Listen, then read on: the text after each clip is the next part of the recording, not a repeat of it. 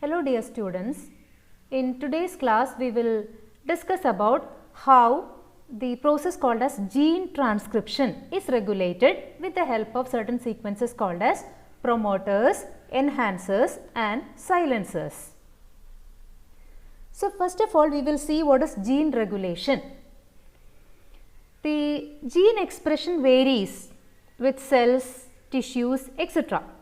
So this variation in gene expression, what do you mean by gene expression? It is the production of a protein product from a gene, but it will not be the same in all cells of the body.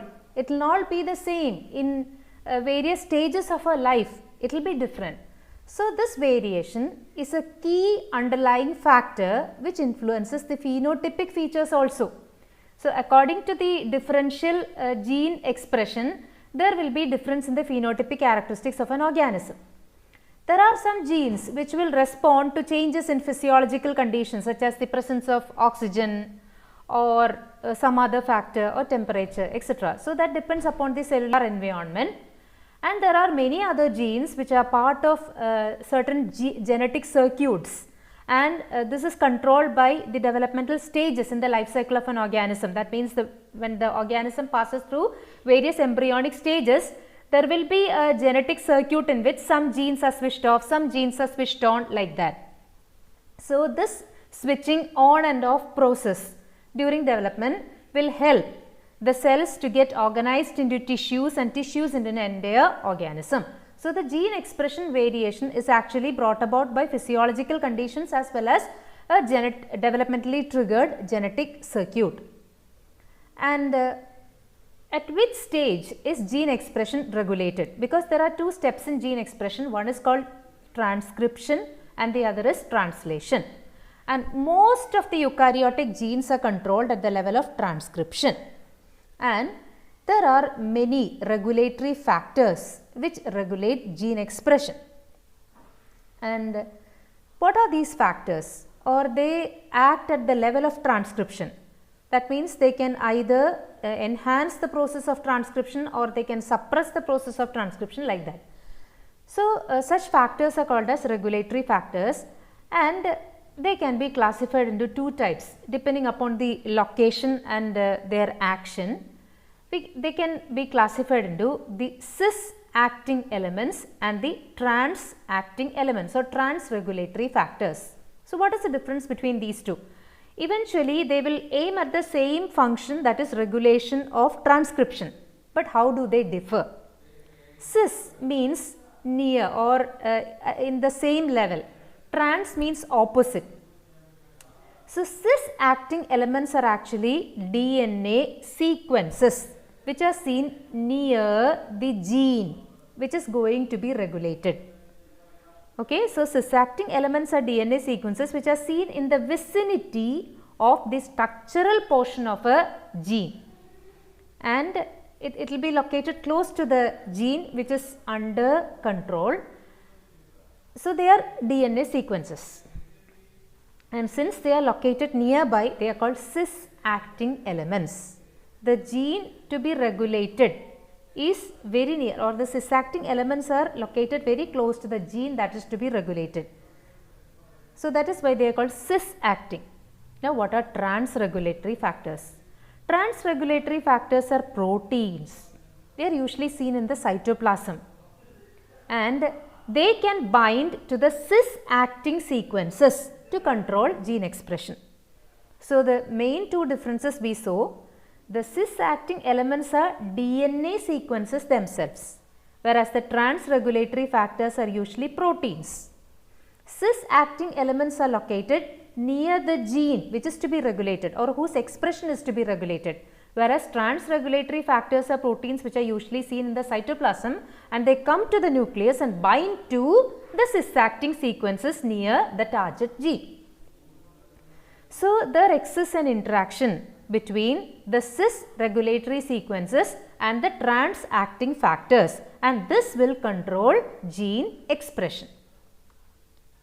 Now here you can see this is a gene whose promoter region can be seen here, and you can see upstream there are certain elements called as cis elements. So these cis elements are actually DNA sequences which are located very near to the gene, and they help in regulation of this gene at its transcription level. So, they are DNA sequences. Whereas, you can see trans-acting factors here. This is a protein. You can see this is the gene which consists of the promoters, cis-acting elements, etc. Here you can see a trans-acting factor. For example, you take the case of HIV-1 infection where a trans-acting factor is an abnormal trans-acting factor is produced. Here the trans-acting factor is normal. In the presence of the normal trans-acting factor which will bind to the cis-acting element, there will be production of a normal protein. But when HIV-1 infects, what happens is that it will lead to a mutation which will cause alterations in the structure of the trans-acting factor. So, the interaction between the cis-acting element of this gene and the trans-acting factor is now impaired. Why? Because this is now an abnormal protein. So, what happens? That will lead to an aberrant protein. So, this is what is the difference between the cis and trans. Since cis is located near to the gene, whereas trans is a protein which comes from other places, that means the cytoplasm, and comes and interacts with the cis-acting elements to influence the genetic transcription process. So, cis is near the gene, trans is away from the gene. Cis is a DNA sequence, whereas trans is a protein. The trans is coming and interacting with the cis element, and their interaction leads to either suppression of transcription or the smooth conduct of transcription. Now we will go to another classification, that is, in transcription there are 3 steps, that is initiation, elongation and termination. Initiation is considered to be the rate limiting step in transcription because it is at this level that gene expression is mostly controlled, because we are talking about the control of transcription, and at which place is this control executed? It is mostly at the initiation process. So, that is why it is considered to be the rate limiting step in transcription. So, that is the primary level of regulation of gene expression. Then, what do you mean by transcriptional activity? Here we are talking about those elements or those factors which influence the transcriptional activity. So, before that we will see what is transcriptional activity. It is equal to the number of full length mRNA transcripts synthesized from the gene in a minute. That is what is called transcriptional activity. So, it equals the number of full length mRNA transcripts which are synthesized per minute from a particular gene. Now, as I already told you, it is at the initiation step that most of the gene regulation processes are operational, and there are 3 components which control initiation. They are classified as basal, constitutive and regulatory. Basal components are those which will help the RNA polymerase to start transcription, and they help the RNA polymerase to come and bind to the site of transcription initiation. So, they are called basal components. So, all those factors which will direct the RNA polymerase to the start site of transcription, they are considered as basal factors. So, they will be unanimously present in all the genes. Second is constitutive. They will control the efficiency of initiation in the absence of regulation. That means, in normal cases, they will allow the expression of different genes at different rates to meet basic cellular needs. That means, even though in all our body cells the genetic makeup is the same, there are some cells in which a particular gene expresses, whereas that gene will be non-expressive in some other cells. You just take the case of insulin. The insulin gene is there in all our body cells, but it is expressing only in the beta cells of islets of Langerhans of pancreas. So that is being controlled by certain elements which are called as the constitutive elements. So they control the efficiency of initiation and they allow the expression of different genes at different rates also to meet basic cellular needs. That means in a cell there will be production of a particular protein X, but all the time the rate will not be the same. That depends upon the physiological condition of the cell. So accordingly changes are brought about by constitutive elements. That means they will meet the basic cellular needs. They will regulate gene expression in such a way that the basic needs of the cell will be met. Now the third one, regulatory. Regulatory components are those which respond to changes in the cellular environment. They will alter the efficiency of initiation. They will allow the modulation of transcriptional activity of individual genes. That means the constitutive ones maintain a normal process, whereas the regulatory ones, they will change their activity according to the conditions of the cell. According to the cellular environment, they will alter the efficiency of initiation and thereby allowing changes in the transcriptional activity of individual genes. So these are the three components controlling initiation: basal, constitutive and regulatory. Now we will go back to the classification, that is the cis-acting DNA sequences and the trans-regulatory factors. So here we will concentrate on the cis-acting DNA sequences. So what was mentioned? They are short DNA sequences which are located near to the genes which they aim at regulating. They are also called as cis-regulatory elements or CREs or cis-regulatory modules or CRMs. So why they are labeled as cis? Because they are located on the same DNA strand or the same chromosome as the genes they control. And one cis-regulatory element can regulate several genes, and conversely one gene can have several cis-regulatory elements too. So both ways it is possible. That means one cis element can regulate many genes and one gene itself can have many cis-regulatory elements. And what are they? They are DNA sequences. They are stretches of DNA, usually 100 to 1000 base pairs long, and they are found in the vicinity of the genes that they regulate. And they are considered to be vital components of genetic regulatory networks. And by controlling the gene expression, they are in turn controlling morphogenesis, that is the development of body parts during the developmental history of an organism, the development of anatomy and other aspects of embryonic development. And this is all controlled by the cis-regulatory elements. So they will either upregulate gene expression or they will downregulate gene expression. That means either they increase or decrease gene expression depending upon the need of the cell and based on the developmental stage of the cell. So this is very important during developmental biology studies. Now how do they regulate gene transcription? They will regulate gene transcription by binding to transcription factors. They will bind to certain factors. One example is the trans-regulatory elements or the trans-regulatory factors which will come from the cytoplasm to the nucleus. So similarly, there are many other proteins also which can interact with the cis-acting DNA sequences, and they are the transcription factors.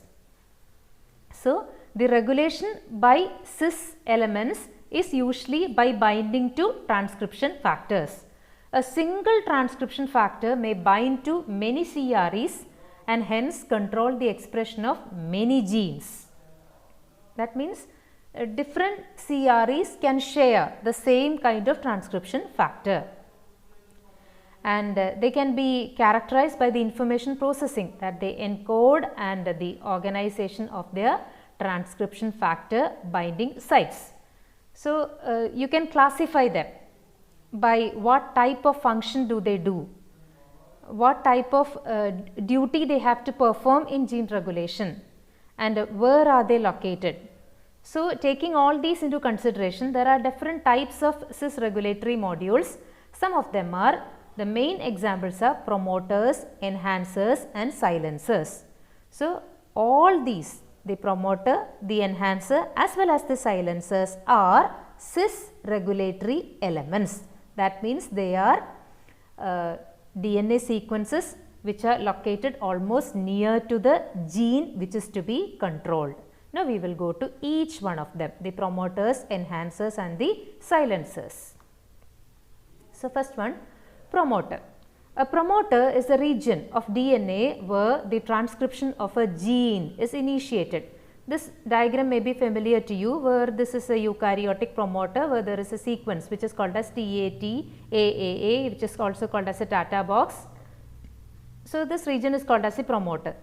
The promoter contains specific DNA sequences that are recognized by transcription factors, mainly the general transcription factors, and these factors will come and bind to the promoter sequences, and when they come and bind to the promoter, they will also help the RNA polymerase to come and bind to this region. So all these had been expressed, all these had been discussed in another video where we saw eukaryotic transcription. We could see the initiation process. In that video, everything was discussed. So come back, the promoter contains specific DNA sequences that are recognized by transcription factors, and these factors will bind to the promoters, and they also recruit RNA polymerase. And you know, RNA polymerase, the function of RNA polymerase is to synthesize mRNA from the DNA template. So all these are brought together by this promoter. There are two types of promoters, basal promoters and upstream promoters. It is the basal promoter that will control the binding of RNA polymerase to DNA. Upstream promoters contain constitutive and regulatory elements to control initiation of transcription. Earlier it was discussed what are constitutive elements and what are regulatory elements. So upstream promoters contain constitutive and regulatory elements. So we will go to all these in detail. So first one, there are three portions that will make up a promoter. First one is core promoter, second one is proximal promoter, and third one is distal promoter. So first we go to the core promoter. The core promoter is the place to which the RNA polymerase binds. So it is located most proximal to the start codon. Which is the start codon? AUG, which codes for methionine. So the core promoter is the one which is located most near to the start codon. And what does it contain? It contains an RNA polymerase binding site, the Tata box which was discussed earlier, and there is a transcription start site. Here you can see the transcription start site, a region for binding of RNA polymerase, and a Tata box. So RNA polymerase will come and bind to this core promoter region stably and thereby initiate the transcription of the template strand. And Tata box, as it was already mentioned, it is also there in the core promoter region where the general transcription factor proteins and histones can bind. When histones bind to the Tata box, initiation is prevented, but when transcription factors bind to the Tata box, the transcription initiation is promoted. So this is all about the core promoter, that is, the core promoter contains the RNA polymerase binding site, a Tata box and a transcription start site. RNA polymerase will come and bind to the binding region stably. Tata box is a region where the transcription factors will come and bind. The transcription factors will come and bind to the Tata box and initiate transcription, but instead if the histone proteins are coming, histone proteins are binding, then transcription will be prevented. And the transcription start site. This is the closest site which is near to the start codon. So just after the transcription start site will be the start codon, that is AUG. So the closest gene sequence to the gene start codon is this transcription start site. This is the place where transcription actually begins. Only eukaryotes and archaebacteria contain the Tata box, but in prokaryotes there is a sequence which is thought to be functionally equivalent to the Tata box. It is called as the Pribnow box, which consists of the 6 nucleotides TAT-AAT. So, the eukaryotic Tata box is like TAT-AAA, whereas the prokaryotic Pribnow box is TAT-AAT. The Tata box is seen in eukaryotes and archaebacteria, whereas this Pribnow box is seen in the promoter region of prokaryotic genes. It is TAT-AAT. So, what we discussed just now, the promoters.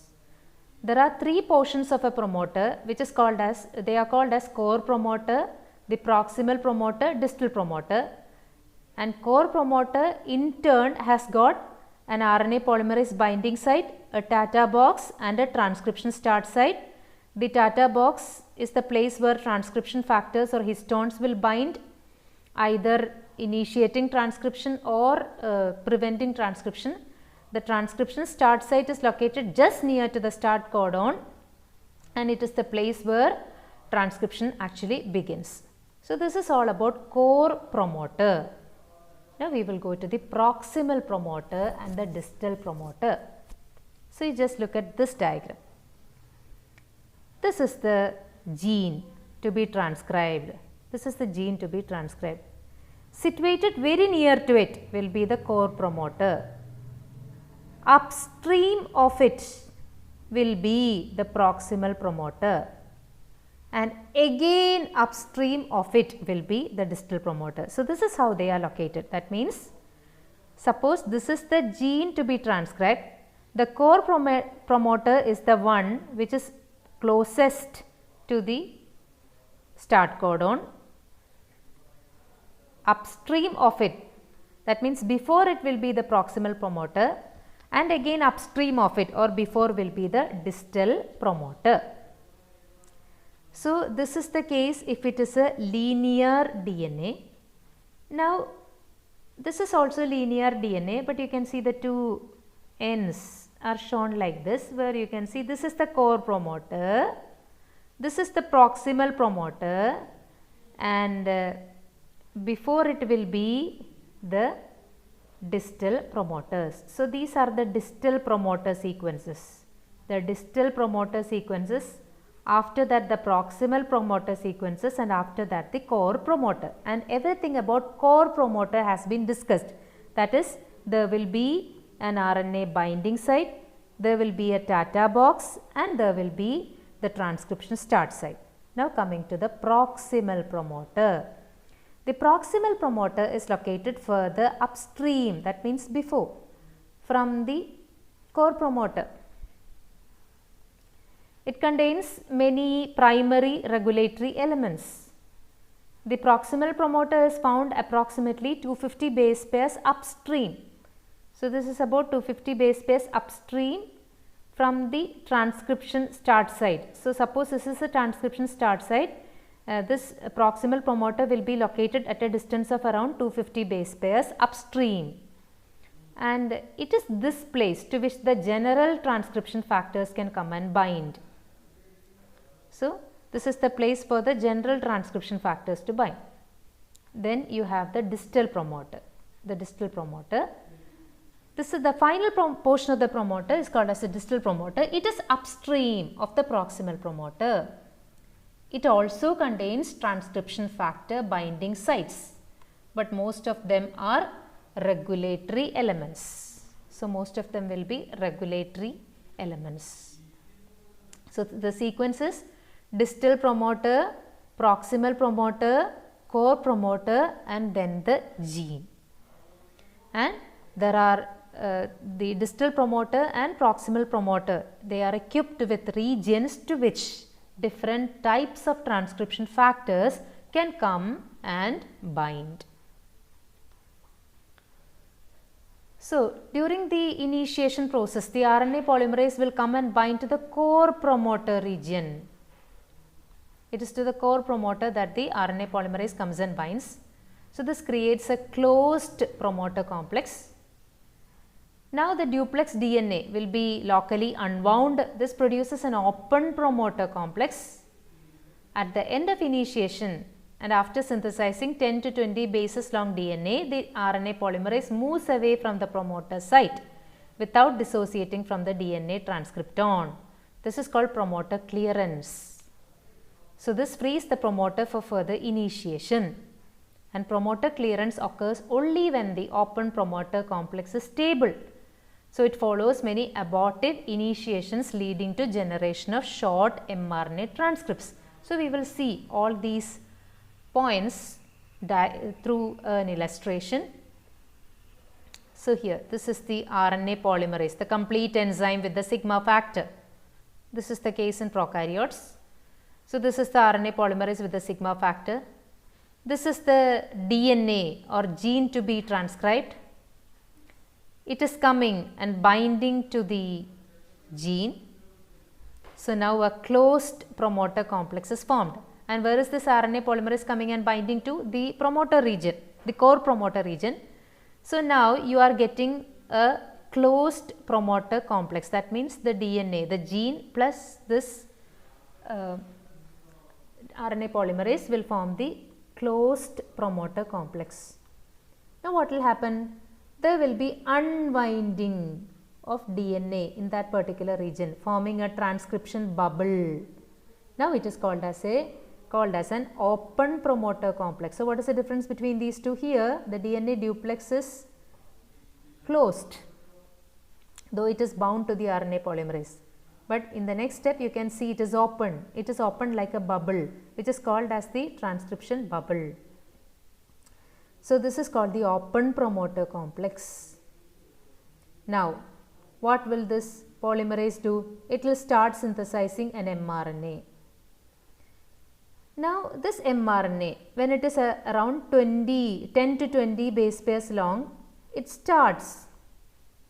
is actually pairing with this template DNA. This is the template DNA strand. Here you can see the template DNA strand to which the newly synthesized RNA is binding. So, they have to form a duplex. That means they have to become stable. Only then the RNA polymerase will move from that region. Only then the RNA polymerase will leave the promoter region. When the RNA polymerase leaves the promoter region, it is called promoter clearance. But when it will do this clearance? Only when it makes sure that the newly synthesized RNA is bound to this template DNA and they have formed a stable complex. Only then the RNA polymerase will leave that area. The sigma factor is leaving, but the RNA polymerase is still bound to the DNA and moving forward. So, the steps are: RNA polymerase binds to the core promoter region. The promoter plus RNA polymerase forms a closed promoter complex. There will be a local unwinding of the DNA duplex which will produce an open promoter complex. Initiation starts. mRNA is synthesized when it is about 10 to 20 bases long, and when it is made sure that the mRNA and the template DNA are knit together. When it is ensured that they form a stable structure, then only the RNA polymerase will move away from the promoter site. This is called promoter clearance. So, why the promoter is cleared? So that the promoter can be utilized again for another RNA polymerase or for other transcription factors. But this clearance will occur only when the open promoter complex is stable. Otherwise, what happens? There will be some abortive initiations. What do you mean by abortive initiations? A small mRNA will be produced, but before it is stable or before it is bound to this template DNA, the RNA polymerase leaves. So, the mRNA being unstable will be aborted. Its elongation cannot be continued. That I will show you through another diagram. This is the full enzyme, the RNA polymerase. This is the promoter region of the DNA. They are forming a closed complex. Then there will be formation of transcription bubble in that region when you call it an open complex. Formation of mRNA starts, but there will be some mRNAs which are short, and before they attain stability or before they are closely bound to this template DNA, if the RNA polymerase leaves, they will all be abortive initiations. and now an RNA is synthesized which is stable enough. An RNA is synthesized which is stable enough, then only the RNA polymerase will leave that region. That is called promoter clearance. So, the enzyme plus promoter forms the closed complex. When the duplex is unwound, it is called an open complex. There will be some abortive initiations where some mRNAs will be unnecessarily produced and lost, and then a 10 to 20 nucleotide long mRNA is produced and it is now stable with the template DNA. Now, the RNA polymerase will move forward, the sigma factor dissociates. Now, so that is all about the promoters. So, what are promoters? We discussed about the cis regulatory elements, and there are three main classes of cis regulatory elements, that is the promoters, enhancers and silencers. So far what we discussed was about the promoters, which are made up of a core promoter region, proximal promoter region, distal promoter region. Now we will go to the next entity, that is enhancers. In eukaryotic genes, there are regions which help to increase or enhance the transcription steps or enhance the transcription process. The transcription rate can be enhanced even up to 1000 times. So, those regions in a gene which will increase transcription, or those regions near to a gene which will increase the transcription rate of that particular gene, they are called as enhancers. This is different from a promoter. Promoter will be located very close to the gene to be transcribed, but the enhancers need not always be very near. They need not be in the neighborhood. So, the enhancers need not necessarily be close to the genes they enhance. They can be distantly located. They can be located either upstream of a gene, within the coding region of a gene, downstream of a gene, or maybe thousands of nucleotides away. So, that is how they are different from the promoters. One of the differences, that is, they are maybe located away from the gene to be transcribed. Now, they are positively acting control site, that means they always enhance gene expression, and the enhancers are also DNA sequences. They are found in the DNA itself, and they provide binding sites for certain proteins, and these proteins are called as activation factors. They are a kind of transcription factors. So, what do these enhancers do? The enhancers are sequences which will have a seat with them. Into this seat can come certain proteins called as activators, and if the activators, they occupy the seat on the enhancer sequence or the enhancer gene, enhancer part of the gene, then the transcriptional activity will be increased.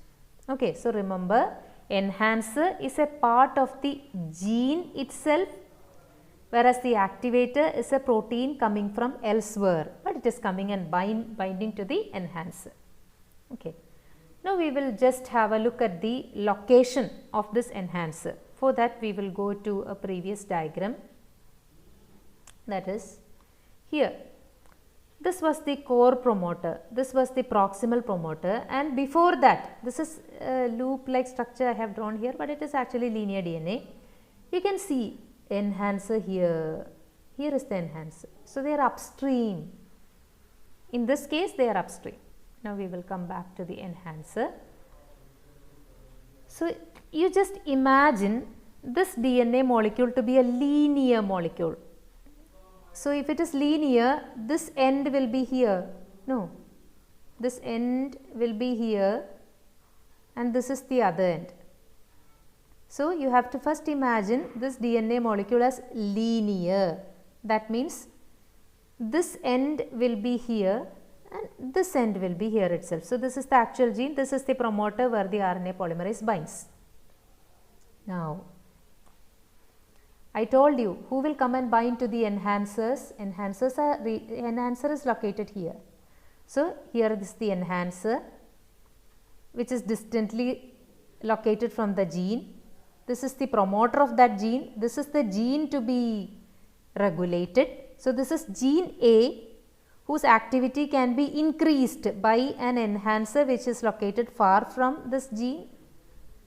Now, enhancer is a DNA sequence, and I told you it provides seat for activation factors. So, here are the activation factors which will come and bind to the enhancers. So, this region is called the enhancer region, where the proteins called activators can come and bind. Now, what happens? I told you this was a linear DNA, but now the shape of the DNA has changed. It has assumed the shape of a loop here. Here you can see it forms a loop. How? With the help of DNA bending proteins. Here you can see certain other proteins come into play. They are called as a DNA bending protein. So, when a DNA bending protein it comes into action, the shape of the DNA will change, and this shape will allow interaction among whom? This is promoter to which RNA polymerase has bound. These are the transcription factors which are also involved in initiating transcription along with the RNA polymerase. If in the case of eukaryotic genes, you know that along with the RNA polymerase there are certain transcription factors also which are required for initiation of transcription. So, the RNA polymerase is here, the transcription factors and mediator proteins are here, but you see who they are interacting with. So, these are all transcription factors and they are interacting with the activators, and activators in turn are bound to the enhancer. So, the loop structure of the DNA allows the interaction among the activators which are bound to the enhancer region, the transcription factors as well as the RNA polymerase. So, they are all together forming like a unit. Here the RNA polymerase. These are all the transcription factors which we earlier discussed as TF2A, TF2D, TF2E, TF2H, etc. So, these are the transcription factors, and these are the activators which are in turn bound to the enhancers. So, now a sequence which was located far away from the gene is now folded over and interacting with the promoter directly. Earlier, this promoter and the enhancer were located far away, but now this enhancer is in connection with the promoter through these activators, the transcription factors, RNA polymerase, etc. So, this is how they are getting an access to the gene whose function they want to increase. That is why they are called as enhancers. So, the features of enhancers are they are functional over a large distance. For example, an enhancer around 3000 nucleotides from the gene can still increase expression, and these elements are orientation independent. The element can be either inverted and still it can affect gene expression.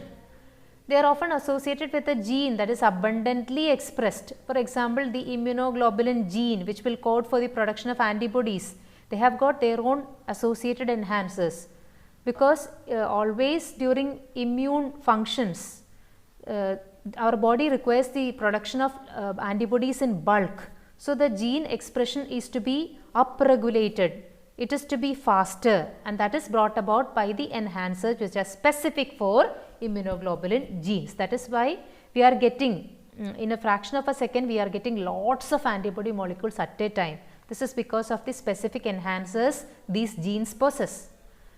But unlike the promoters, the enhancers do not have promoter activity, because there are no basal components which can come and bind to them. So, they do not have a promoter activity. They are not regions where RNA polymerase can come and bind. Enhancers will not provide any seating facility for RNA polymerases.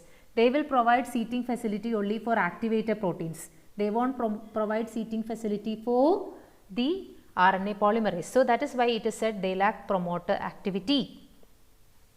And sometimes they contain functionally clustered groups of binding sites called as enhancons. That differs in different types of cells. Then most of the enhancers contain a sequence which reads as ATTTGCAT. It is called an octamer motif to which the transcription factors or the activator factors bind. So, this is a unanimous sequence which is there seen in many enhancers. There are many enhancers which commonly share this particular sequence called as ATTT, GCAT. It is called octamomotive. Now, in many cell types, there are some enhancers which are constitutively expressed. That means it will be there inbuilt in the cells. But there are some which are tissue specific. Some are there which are specific for a particular tissue. There are some enhancers which are specific only in certain tissues. They will act only in those tissues.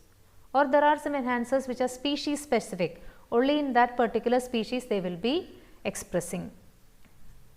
Now, enhancers, what do they do finally? They will increase the recruitment of RNA polymerase and transcription factors, and they will serve as the centers for the assembly of the pre-initiation complex if in the case of eukaryotic transcription. In eukaryotic transcription, we have already discussed what is the formation of pre-initiation complex. So, enhancers will increase the chances of formation of pre-initiation complex by recruiting RNA polymerases, transcription factors, etc. Or they will help in assembly of all these to form the pre-initiation complex. And the loop formation increase the local concentration of transcription machinery components in the vicinity of the target gene. So, since the loop is formed, everything comes closer, and the enhancer serves to deliver the pre-initiation complex to a promoter. So, whenever the enhancer is active or whenever it is doing its function, they will increase the chances for initiation. They will increase the chances for gene expression, especially at the initiation step. They help in recruiting the RNA polymerases, they help in recruiting the transcription factors, they help in easy formation of the pre-initiation complex, they help in bringing all the components together. So, this is what explains the enhancers. Now, what is the third one? We were discussing the cis regulatory elements. What are the different types of cis regulatory elements? The promoters, to which RNA polymerase comes and binds.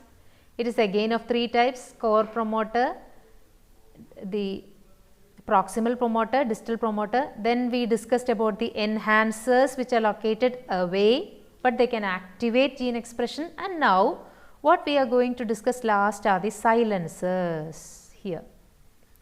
Now, what are silencers? As the name indicates, the silencers are regulatory DNA itself. They are also sequences that reduce transcription from their target promoters. Okay, so they are the repressive counterparts of enhancers. When enhancers increase activity, silencers decrease activity. Just like the enhancers, they are also capable of binding to transcription regulation factors. But if to an enhancer a protein called activator comes and bind, to the silencer it is a repressor which will come and bind. So, silencer repressor combo and enhancer activator combo. Enhancer is the sequence and activator is the protein. So, this combo will increase transcription. Silencer repressor combo, where silencer is a sequence in the gene and repressor is a protein which comes and binds to the silencer. So, this combo, what do? They will suppress or reduce transcription. Now, when a repressor protein comes and binds to the silencer region of a DNA, it will prevent the RNA polymerase from doing its function. When RNA polymerase is prevented, transcription is blocked. When transcription is blocked, automatically translation is blocked. So, the protein production will not occur. So, they will silence the genes from being expressed as proteins. There are many positions, just like enhancers, there are many positions in which a silencer element can be located. Mostly they are found upstream, then around 20 base pair to 2000 base pair upstream of a gene. Certain silencers are found downstream of a promoter located within the intron or exon of the gene itself, but most of the common silencers are located upstream of the target gene. Now, what do the silencer elements target?